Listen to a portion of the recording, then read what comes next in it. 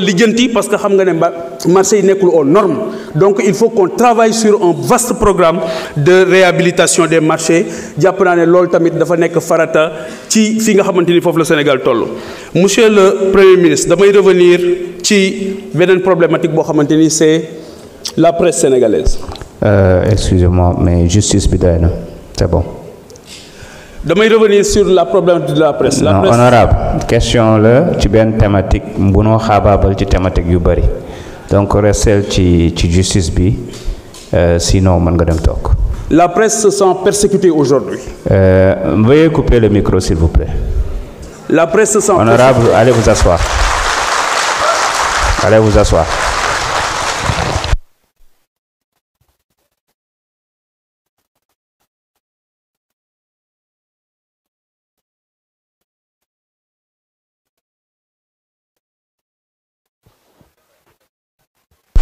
Merci beaucoup. Monsieur le Premier ministre, vous avez la parole.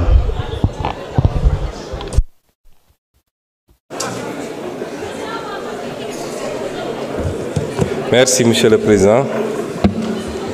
Je crois qu'il y a eu 50 000 questions en une, mais dinañ ci tontu yenn yi rek. Et je me réjouis de voir que une certaine opposition essaie de s'agripper à tous les branchages et désormais le cheval de bataille c'est d'être les défenseurs du ministre de la Justice dans une soi-disant brouille avec le reste de l'exécutif. Defe naa mun ngeen ut yeneen moyen d'opposition c'est mieux. Wax nga ci mbirum licenciement yi je crois que su dee da ngeen tudd licenciement politique rek yéen a ko wax licenciement politique. Ça veut dire que recrutement politique amoon na fu recrutement politique am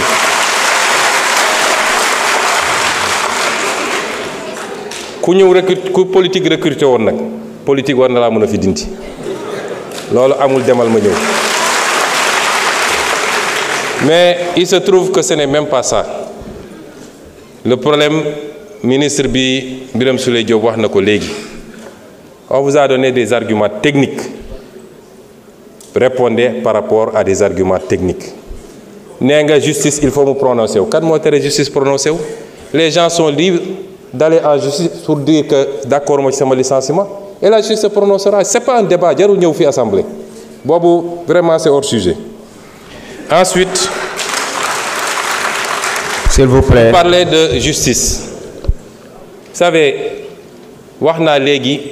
Je ne sais pas dans ce que j'ai défini nga xam ne lépp ci constitution laa ko jëlee lan mooy le changer régime bi est-ce que yow xam nga régime Sénégal kon est-ce que vous pouvez me dire la constitution dit que c'est ça je rappelle que c'est ça vous dites qu'on change le régime kon la constitution existante change le régime c'est-à-dire il faut arrêter d'être aérien dee leen wax loo xam ne dañ naan 1 + 1 = 2 constitution article wax na lii est-ce que mooy nañ ko dee leen dellu si noonu ci politique parce que sinon da ngay di nekk di lëndëmal askan wi ci wax yoo xam ne amul bopp amul génn. La justice elle doit être rendue.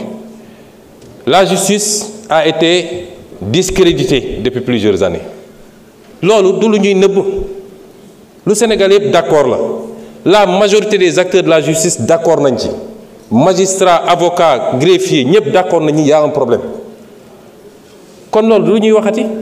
te ñi yàq justice nitu justice loxoom mi ngi ci lenn ci nitu justice yi du ñëpp parce que gis nañ li fi xew ak comment on a instrumentalisé des magistrats ba ñëpp ñaawlu ko loolu am na fi et cette justice là il faut l'aider à se redresser parce que erreur bi sénégalais yi warul def mooy jàpp ni dès lors qu'on a élu le président Bassirou Diomaye Faye le 24 mars mbir mi changé na déedéet. Il y a la volonté de changer, la conduite du changement et les résultats yi ñu war a am. L'État, c'est le même État qui est là, les mêmes agents, hauts fonctionnaires, magistrats, etc. Loolu c'est pas parce que changé nga président rek que loolu changé na de liggéey la boo xam ne au jour le jour lañ koy def ce qu'on appelle l'État profond il est encore là avec ses habitudes te liggéey la boo xam ne du liggéey bu yomb. mais la justice am na erreur bi nit ñi di def le peuple a le droit de dire que j'attends. C'est le service public de la justice. Pourquoi on peut mettre la pression sur le président, sur le Premier ministre, sur l'Assemblée, et le peuple au nom duquel la justice est rendue n'a pas le droit de dire mais j'ai un problème ci sama justice nu muy doxee. Au nom de quoi? On dit le temps de la justice n'est pas le temps des hommes. Le temps de la justice est le temps des hommes, parce que la justice est rendue au nom des hommes. Et en matière de justice, il y a un principe qui est important, la célérité. La justice doit être rendue avec célérité. Ça, c'est un principe fondamental du droit. Mën nañ ci poursuivre sax des magistrats lorsque par leur négligence dossiers yi dafa nekk ba peut-être sax génn ci dugg ci délai de prescription yi. On peut poursuivre disciplinairement des magistrats. Tey bi ñu jóg ñëwee gars yi def inventaire laaj leen dans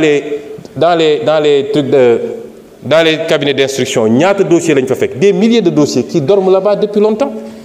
On peut trouver des justifications, peut-être amuñu suffisamment d'effectifs, peut-être les conditions de travail, mais en tout état de cause, la justice doit être rendue avec célérité parce que le citoyen doit pouvoir connaître son sort rapidement et la société doit pouvoir être édifiée sur le sort du citoyen. Est-ce que yoon la ñu ne nit jàpp nañ ko pour une banalité mu def 10 ans ñu ne mi ngi instruction? Est-ce que vous voudriez être dans cette situation vous? Kon yéen opposition da ngeen di ut fu ngeen di langaamu da ngeen amatul argument.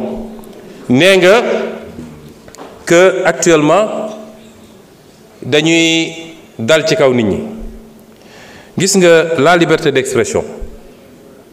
Constitution moo consacré la liberté d'expression. Est-ce que xam nga ban article moo ko wax ci constitution bi ak lan la wax?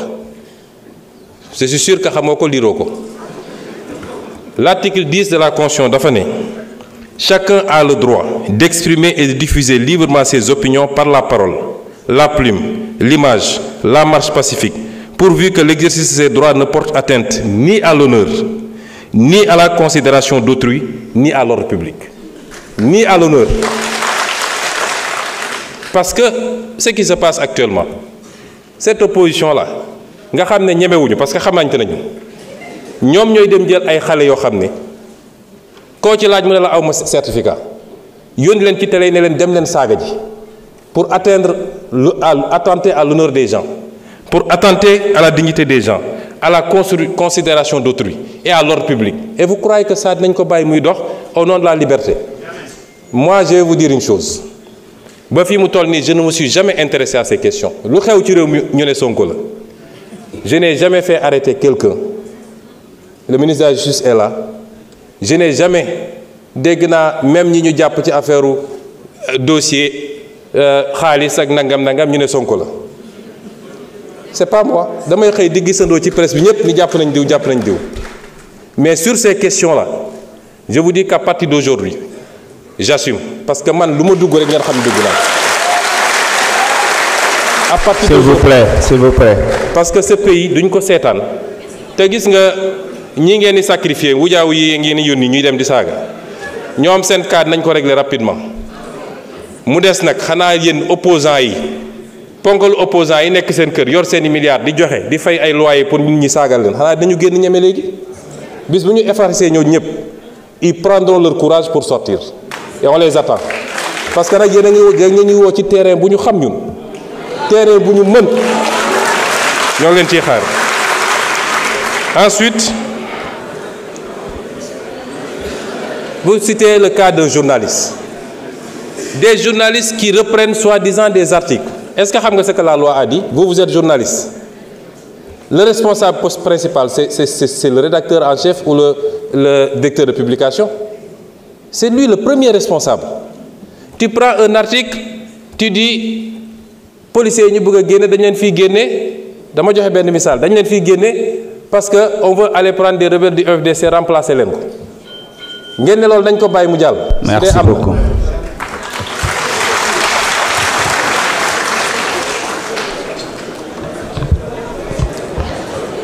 Honorable Ousmane Diop.